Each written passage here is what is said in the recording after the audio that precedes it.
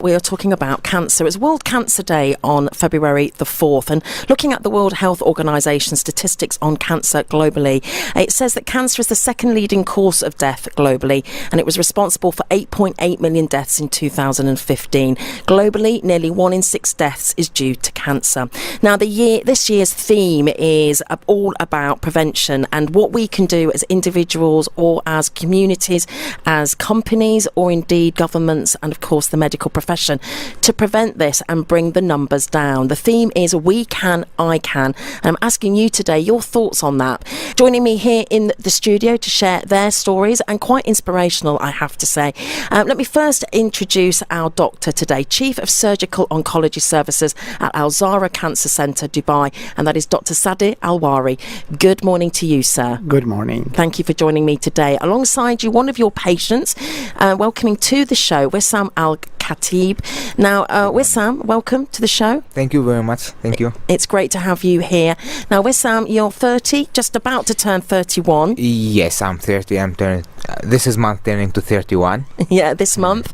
And Wassim is recovering and going through treatment for rectal cancer. So a young man to have that diagnosis. So we're going to find out more about Wassim's story and how that diagnosis came about and the treatment that he's currently going through.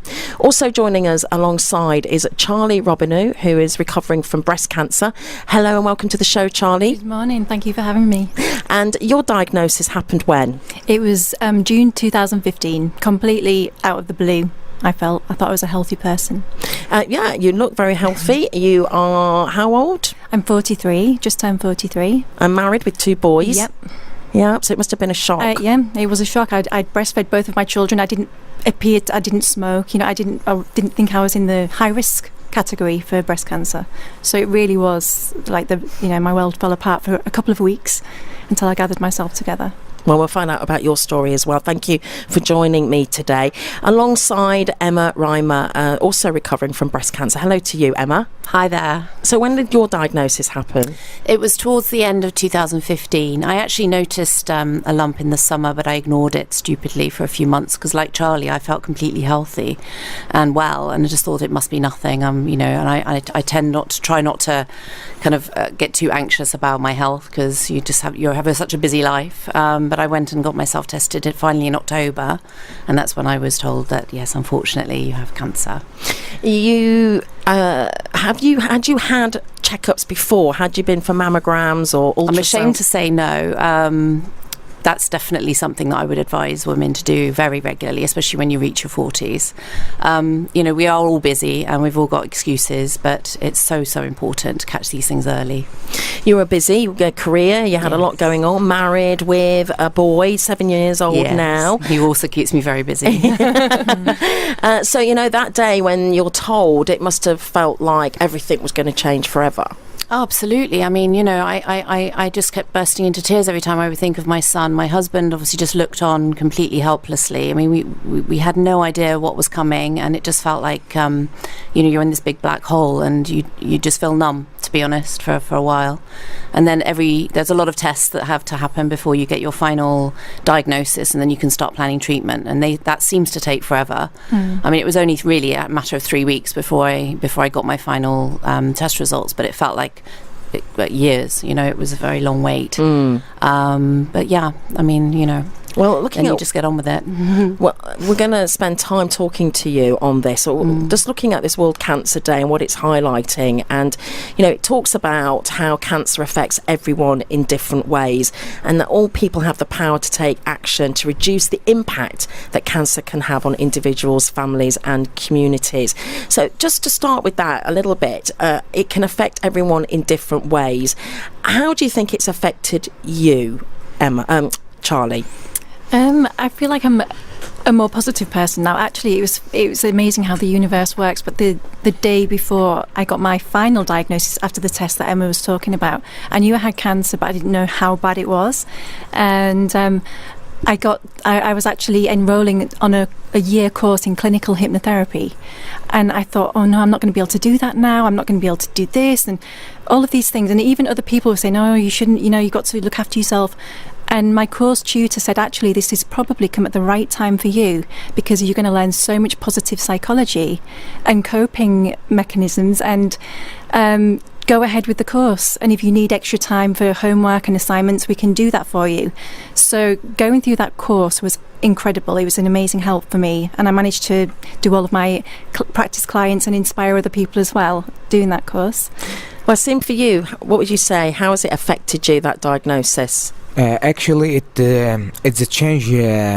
It's a big change on life. Actually, first of all, it was in first few days we'll feel it like a little bit sad to discover this, because why me? Everyone asks this is a question, and why now? But in the end of the day, with the days, you discover that this is a normal thing, can happen to anyone, and you need to stay positive and continue your life as a normal. And it's always the person's decision how he need to act on his life. So I believe this doesn't change that much on my life, except that few schedule of the things. And I believe this was a good thing for me, because it's give me more time to think of myself. Here the life is always busy, and work always all the time. So well, you're a chef, aren't you? Yes, and I am. so that's a busy profession. Yeah, quite a stressful profession. That's as well. why. Yeah, that's why. So now I have little time to myself, but still doing my work normally. I'm very active. And do your colleagues know? Have you told them? Not all of them, just the very, very close, because I don't know why people are afraid to speak about this, or feel shy to speak about this, which I feel it's supposed to speak about this, because people will understand. And sharing experience with people will lead them to early checks, and keep following up for themselves, so they will not be on late stage. When we come back, we'll find out about how, what the symptoms were for you, or how you found out that you had rectal cancer. Yeah. We'll also be finding out as well about that impact and effect, and about treatment here in the UAE. I know that's something, Doctor, you want to highlight, because for many, when they are diagnosed as expatriates, the tendency is to think, I'll go back to home country, and that might be the right option for you, but you've got some great advice about keeping routine and keeping with your life, and maybe looking at this as just a bump in the road. It doesn't have to mean a complete change or the end of everything that you've known once you get that diagnosis. Marking World Cancer Day and looking at statistics from that website, worldcancerday.org, if you want to check it out for yourself. We're also going to be posting it up online on our health page at DubaiI1038.com/Dubai Today, and there's a designated health page for you there. 14 million today, that's the new cancer cases, and estimated to be 21.7 million in 2030. So what do you think we can do to bring those figures down as we look to the future? A couple of people have mentioned that we need to look at our environment, so toxins in the air. That's a responsibility of governments to take care of us as the community, as the population. So that's an interesting thought indeed, toxicity in the air. Creating healthy spaces, but also education. What Bob is saying, it's all about education. Well, we hope with a little bit today, we're helping with that education with my guests. I have here Chief of Surgical Oncology Services at Zahra Cancer Centre, Dubai. That is Dr. Sadir Al Rawi, alongside one of his patients, Wissam Al Khatib, who is just 30 years of age, turning 31 this month, and is going through treatment for rectal cancer.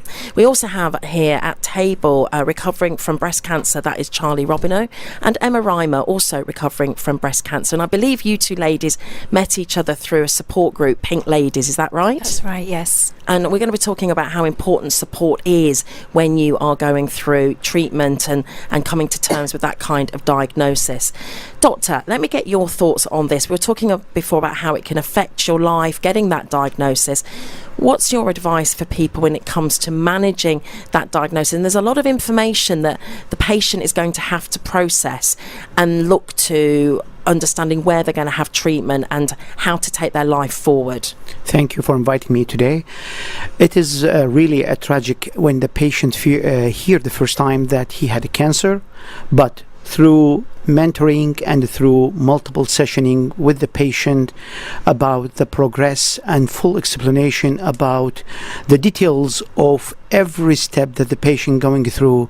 This will make their life much easier, and they can go across whole the treatment without panics or without fear to continue treatment. As I said before, clearly, we are in the Dubai full with expat, high percentage.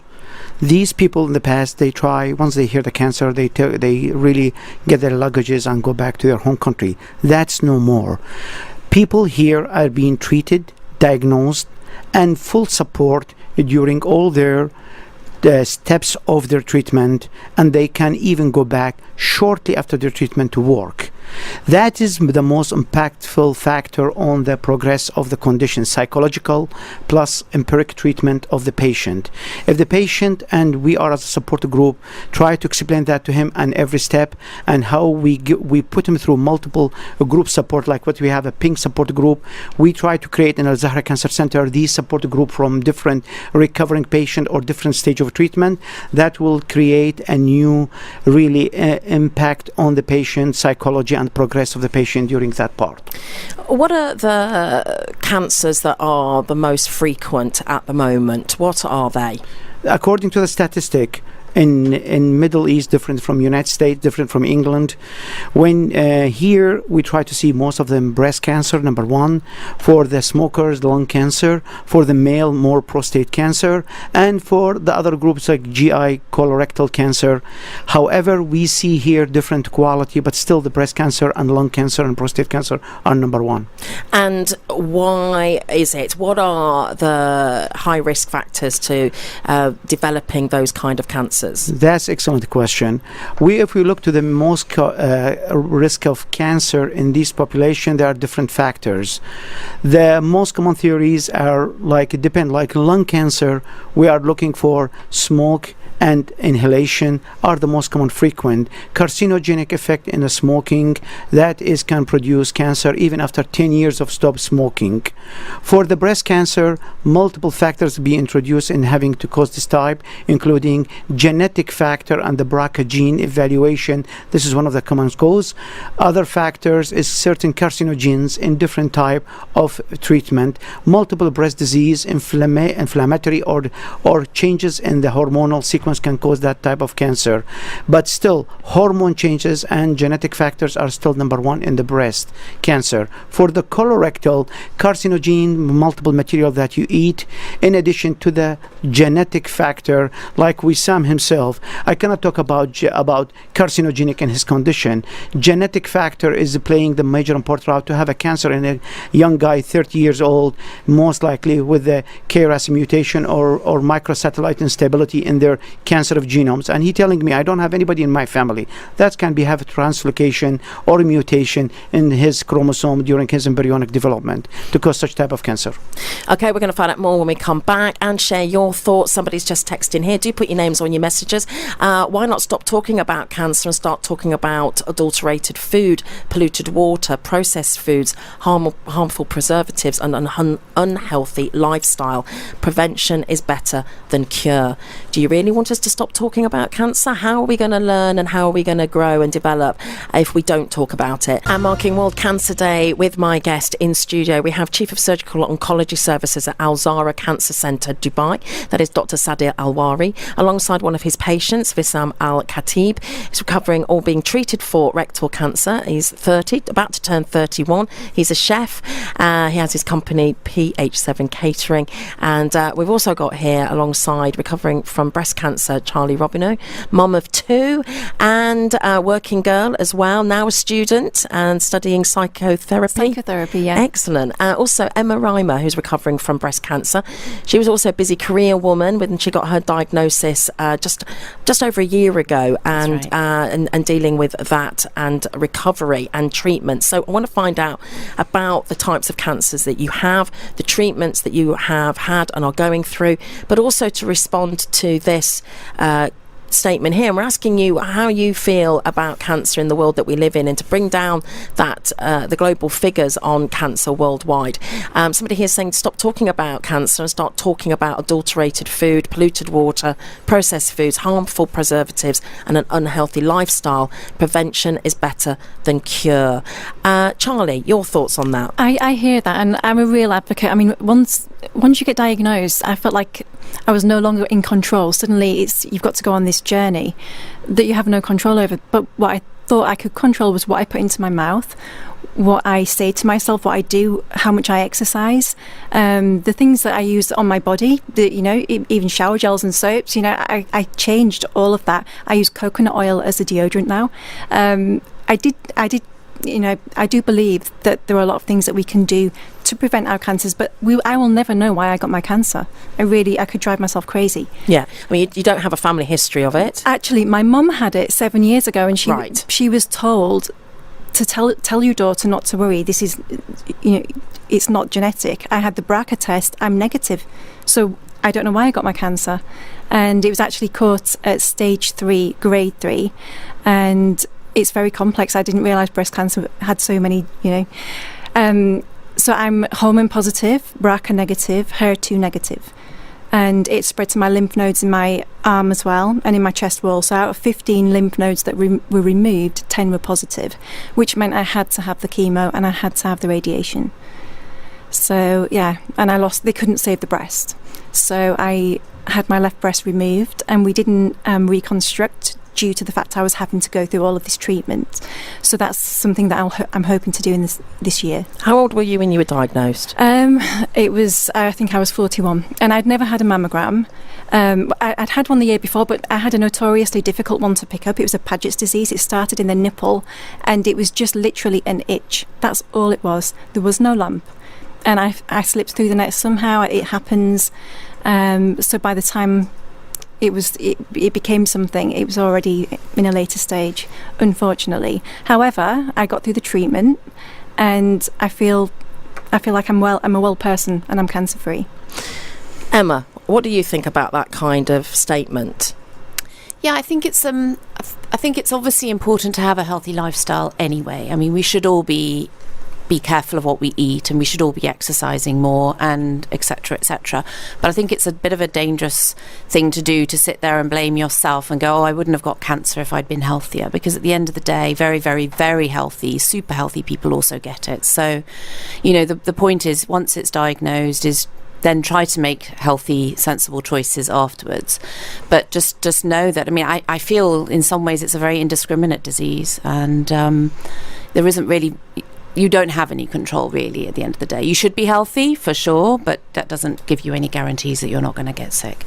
And, at the end of the day, treatment is amazing. And, unfortunately, cancer's become very common. But the good news is that a lot of people, especially with breast cancer, do survive and go on to live a very, very normal, healthy life. And like Charlie said, your perspective changes, you become more positive. And for me, I was a workaholic before I was treated, and I barely saw my son for more than an hour every day. And now I'm working part-time. My employers have been extremely understanding and given me all the time that I need, and I spend much more time with my son. And I've got I'm still very, very busy, but I'm busy doing a lot of different things, not just sitting in the office for 12 hours a day, which is great. So like Charlie said, I think having cancer actually saved me more than the opposite. And what was your diagnosis? What cancer did you have? So it was I was actually caught at late stage 2, only because my tumours were not that big yet, but they had already spread to the lymph nodes. So there is obviously the possibility that I could get it back, and that's obviously the main fear now in my life. Is I'm on all these different medications to try and prevent that from happening.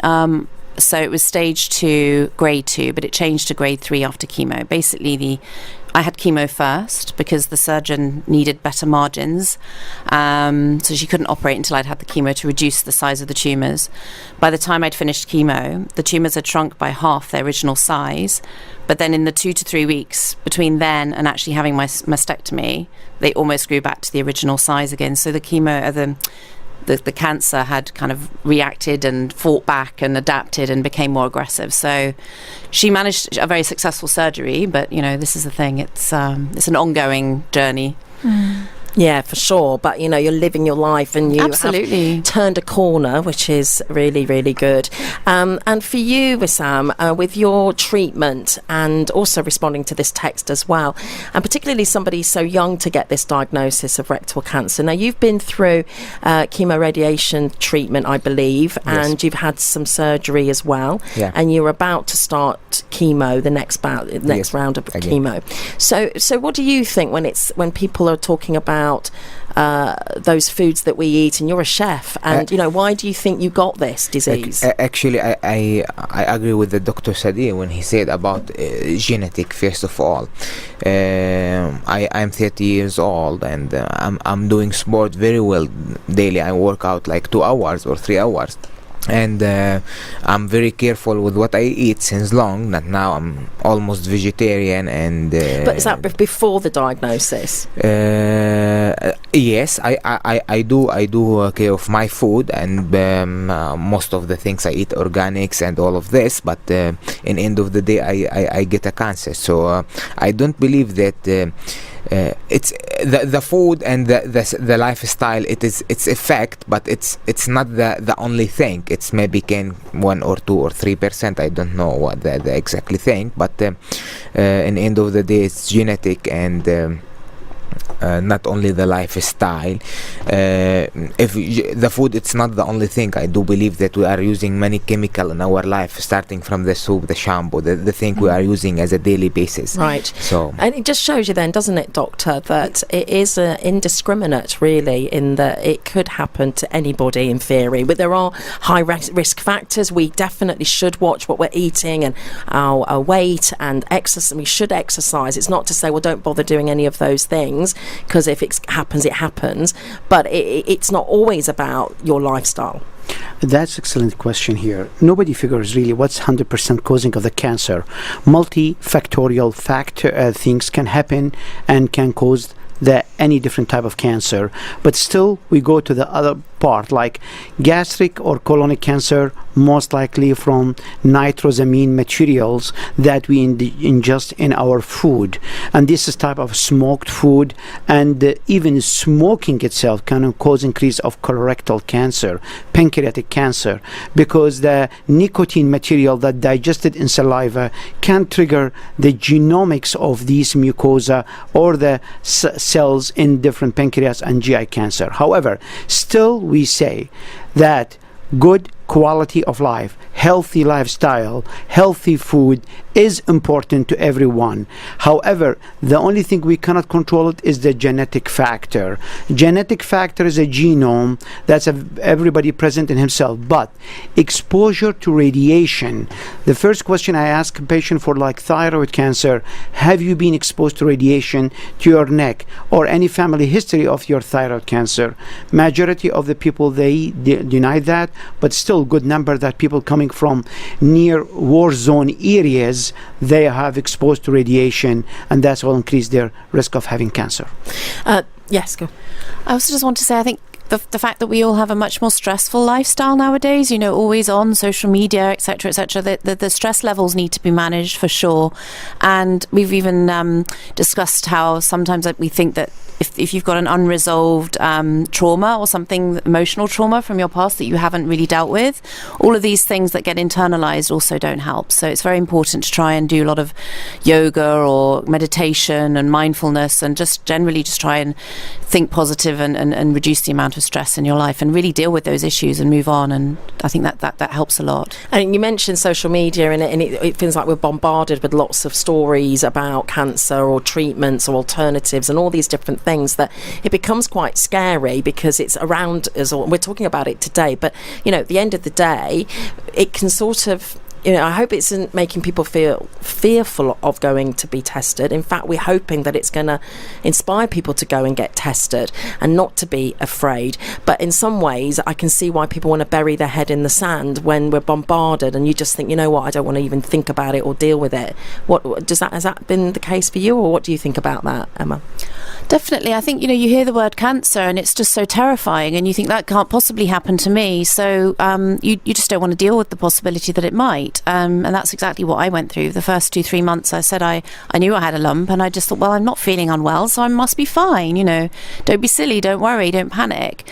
Because, there is obviously the opposite problem that, every little pain or something that goes wrong, I might have cancer. There's people out there who, worry about everything, and that doesn't help either. But no, it's very, very important to do these yearly checks, because who knows, if I would have checked my lump 3 months sooner, I might have been stage 1 instead of stage 2. But you can't really focus on that. You just have to move forward and not dwell on what might have been. But for sure, it's a very terrifying prospect that people just don't want to go there. Doctor? Yeah, we go back to the same important point here. Screening. There are standard national and international laws for screening on any type of cancer.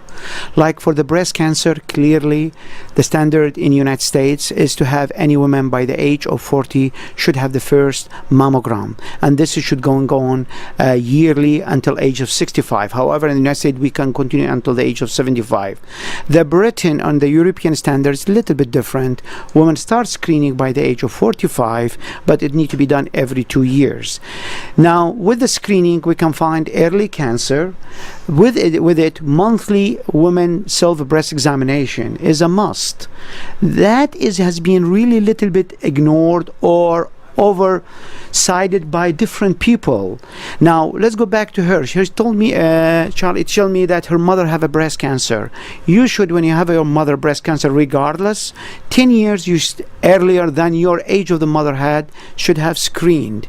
Like by age of 55, she's by age of 45. That really doesn't save her what she's been through, but that's an alert or flag for her that she is high risk for breast cancer. Even she's a BRCA gene negative. That doesn't mean she have to take that with alert. For colon cancer, clearly, in addition to his genetic problem, by age of 50, the standard of care is you have first colonoscopy. And especially in Middle Eastern, we can have like in African American United States, by age of 45. However, if any of his family have a colon cancer, whatever age, 10 years before that, you should have a guaiac test for the stool, for any blood in the stool, and plus colonoscopy. These things are basics. Unfortunately, we don't have the standards of the basics to do that. That's why in her stage we go stage 2, and in her case stage 3. We need to get it in stage 1 rather than stage 2 and 3.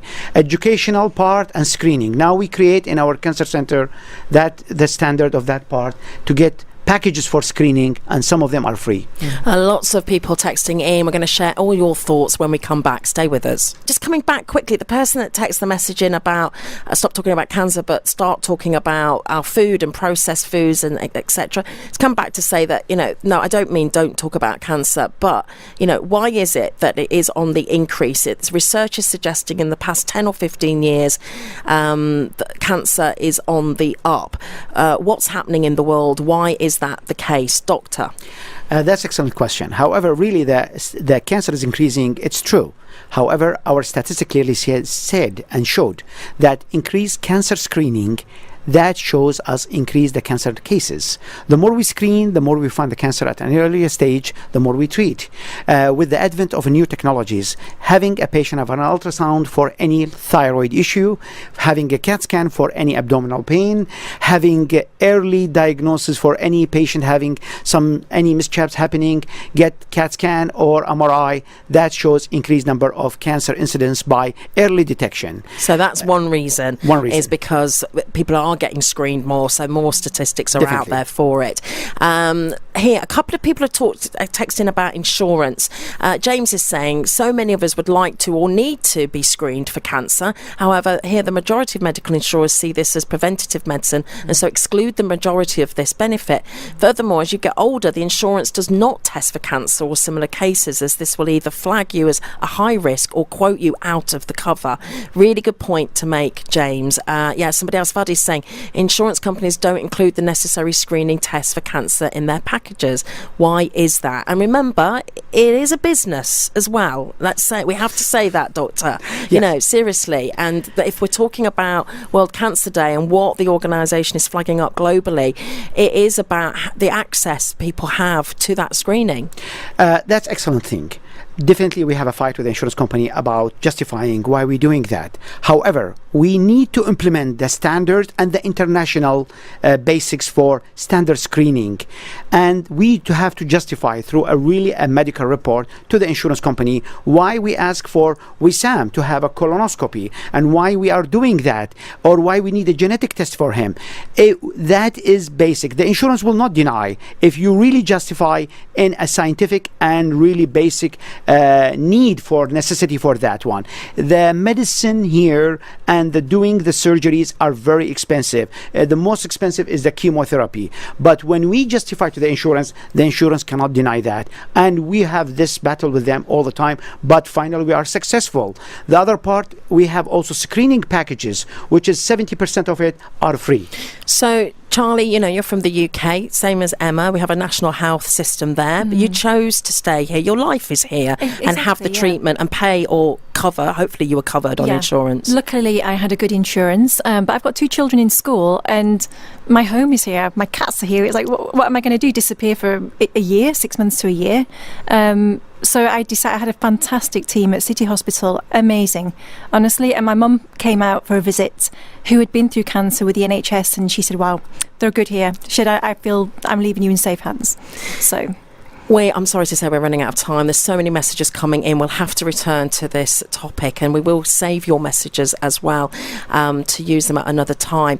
If there was one thing you would want to impart to someone else listening to this today, from your experience going through treatment, living with cancer, recovering from cancer, what would it be? Let's start with you, Emma. I think the biggest piece of advice I would have is, you know, if you do get the diagnosis, yes, of course, you know, the beginning is going to be hard, it's going to be hell, but, you know, be strong, try and keep your life as normal as possible. Continuing to work for me was such a lifeline. I just think, you know, you really can. I mean, chemotherapy is not as bad as it is made out to be on the TV. It's not easy, but it's absolutely manageable. So if you can stay strong in the mind, that's how you can win this and actually come out the other end a more positive person. And for you, Wissam? First of all, I would love to give an advice for everyone that they need to check an early age, and because they will not feel anything change on them body. So I will share my experience. It was an amazing experience with Al Zahra hospital, with the team, with the Dr. Sadir.